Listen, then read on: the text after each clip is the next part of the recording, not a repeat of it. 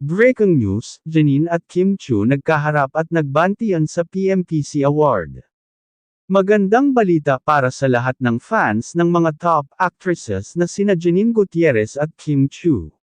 Sa isang makulay na gabi ng PMPC Star Awards, nagkaroon ng unexpected yet heartwarming moment nang magtagpo ang dalawang sikat na aktres at magbatian sa harap ng publiko. Janine at Kim, nakita ang isa't isa sa PMPC Awards night. Habang abala ang lahat sa gala night, nakita ng mga netizens ang dalawang aktres na magkasamang nagsalubong sa isang eksena na puno ng positivity at goodwill. Janine, na fresh mula sa pagkapanalo bilang Best Supporting Actress, at Kim Chiu, na angkin ng spotlight sa kanyang nominasyon, ay magkasamang nagbatian at nagyakapan bilang tanda ng kanilang professional at personal na respeto sa isa't isa. Janine, Kim, at ang moment ng pagbati. Nagpasalamat si Janine kay Kim sa harap ng mga kamera, at sinabi niyang inspirasyon ang aktres sa kanya.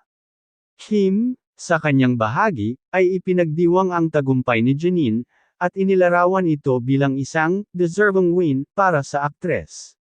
Ang kanilang friendly exchange ay pinuri ng mga fans na nakasaksi, dahil puno ito ng respeto at positibong vibes. Sana all ganyan ka-professional. Si Kim at Janine, they both support each other. Maganda makita na kahit may mga lumalabas na mga isyo, pareho pa rin silang may respeto sa isa't isa. Netizens, super kilig sa unexpected moment. Dahil sa kanilang heartfelt moment, nag-viral ang mga larawan at videos ng kanilang pagbatian. Hindi na nakapagtimpi ang mga fans at nagbigay ng kanilang reaksyon. This is what we need to see in the industry, love and respect among actresses. I love how they support each other. Both are so beautiful inside and out.